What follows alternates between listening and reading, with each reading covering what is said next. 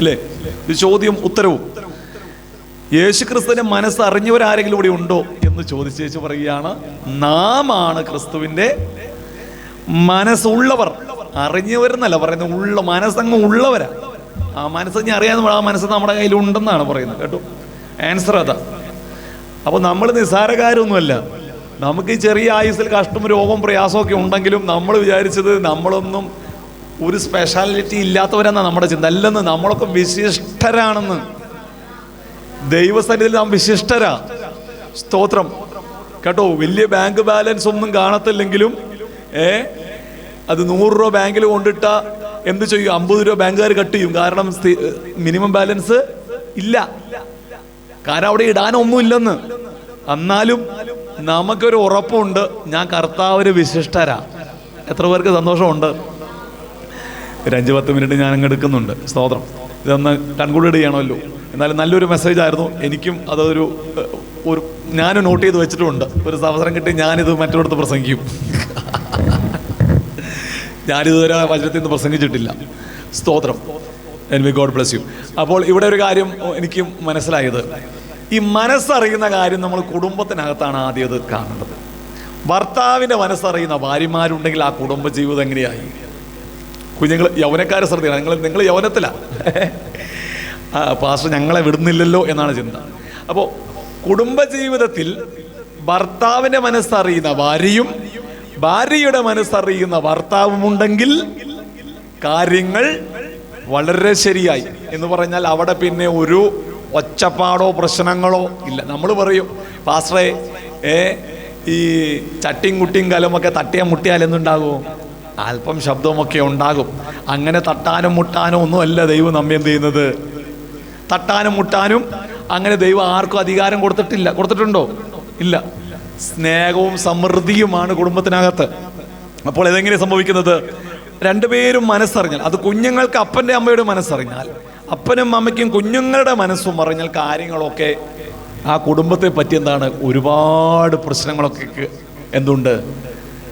പിന്നെ സൈക്കോളജിസ്റ്റിൻ്റെ അകത്തോ അടുത്തോ പിന്നെ ഏതാണ് ഫാമിലി കോർട്ട് അല്ലേ, വിവാഹ മോചന കോടതി, അങ്ങോട്ടൊന്നും കുടുംബ കോടതി, അവിടെ പോകേണ്ട യാതൊരു ആവശ്യവുമില്ല.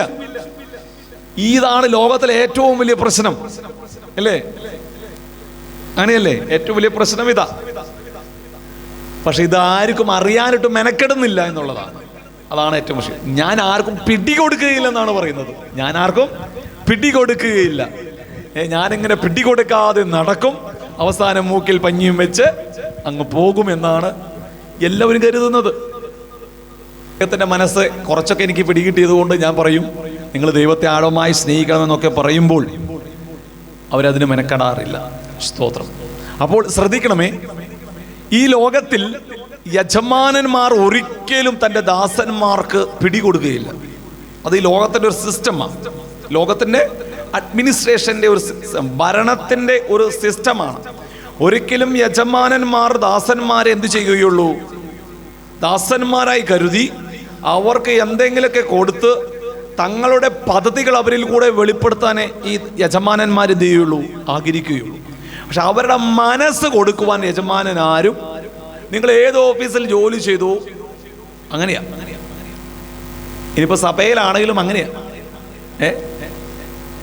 പക്ഷേ യോഹന്നാന്റെ സുവിശേഷം 15-ാമത്തെ അധ്യായം 15-ാമത്തെ വാക്യം ഒന്ന് വായിച്ചു നോക്കി. സ്തോത്രം. വളരെ അനുഗ്രഹിക്കപ്പെട്ട ഒരു വചനമാണ് അവിടെ എഴുതിയിരിക്കുന്നത് കേട്ടോ. യജമാനൻ ചെയ്യുന്നത് ദാസൻ അറിയായിക കൊണ്ട് ഞാൻ നിങ്ങളെ ദാസന്മാർ എന്ന് ഇനി പറയുകയില്ല. നിങ്ങളതൊന്ന് നിർത്തി വായിക്കണം കേട്ടോ.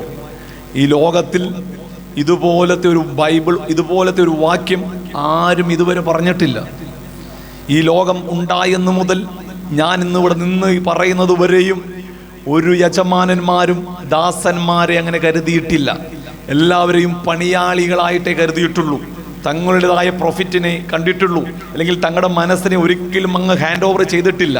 പക്ഷെ ഇവിടെ പറയുന്നു, കാൽവടി ക്രൂശിമേൽ നമ്മളുടെ പാപങ്ങളുടെ മോചനത്തിനായി യേശു ക്രിസ്തു പാപപരിഹാര ബലിയായി പോകുന്നതിന് മുന്നമേ താൻ തൻ്റെ ശിഷ്യന്മാരോടും പിതാവായ ദൈവത്തോടും പറയുന്ന ഒരു കാര്യമാണ്, ഈ ലോകത്തിൽ യജമാനൻ ചെയ്യുന്നത് ദാസന്മാരറിയുന്നില്ല.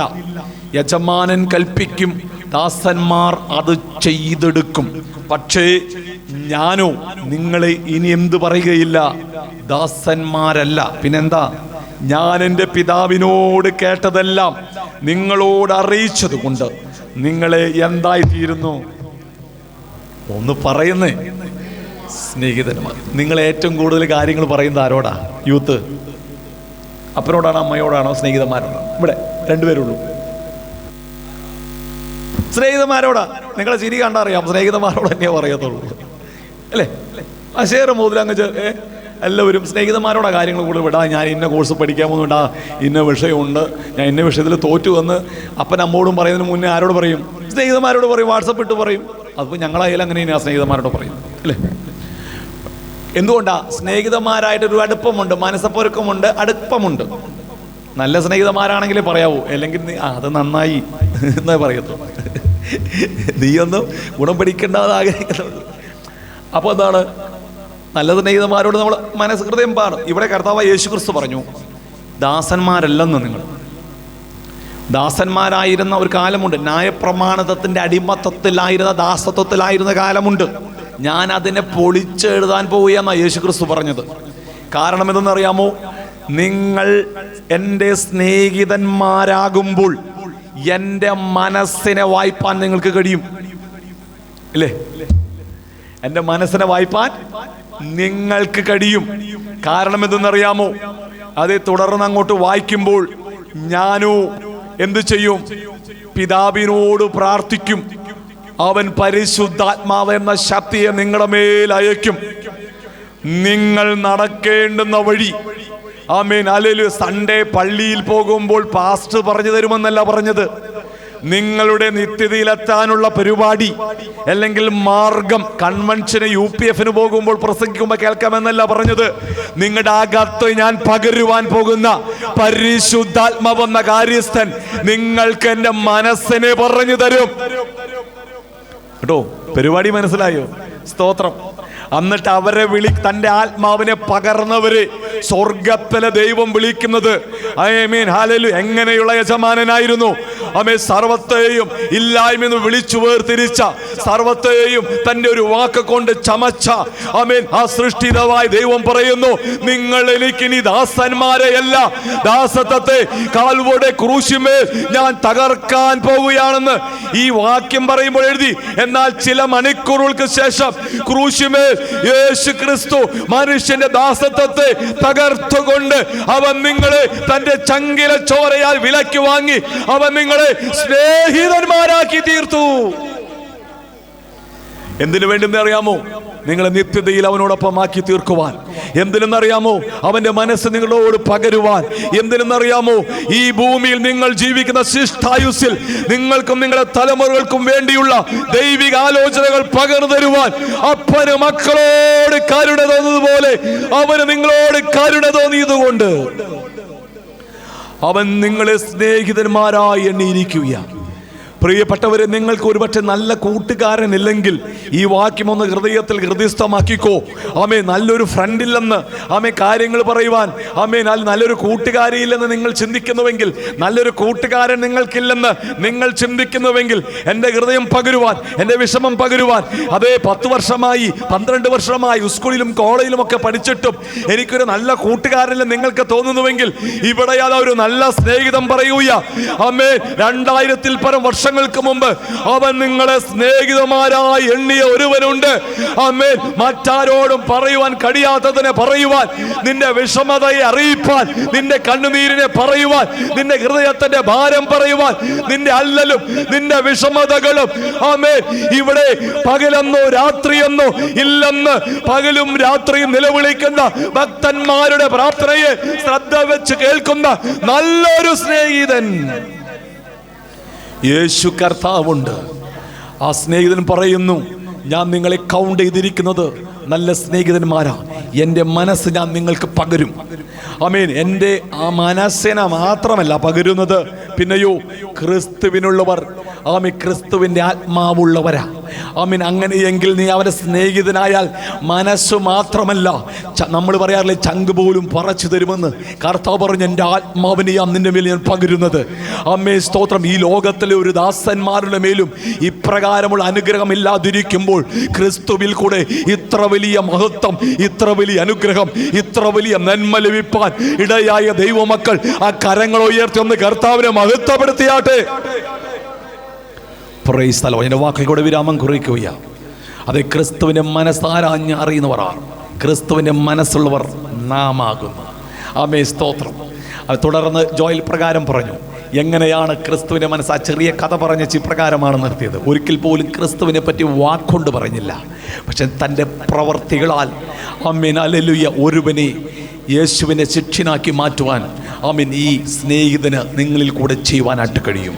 ആമേൻ. ഈ ദിവസങ്ങൾ ഇപ്രകാരം പറഞ്ഞാട്ടെ, കർത്താവേ ഒരു പടി കൂടെ കടന്ന് നിന്റെ സ്നേഹിതനായി തീരുവാൻ ഞാൻ ആഗ്രഹിക്കുന്നു. ആ യോഹന്നാൻ യേശുവിൻ്റെ മാർവിൽ ചാരി ഒരു നല്ല സ്നേഹിതനെ നിങ്ങൾക്ക് അവിടെ കാണാൻ കഴിയും. Amen hallelujah.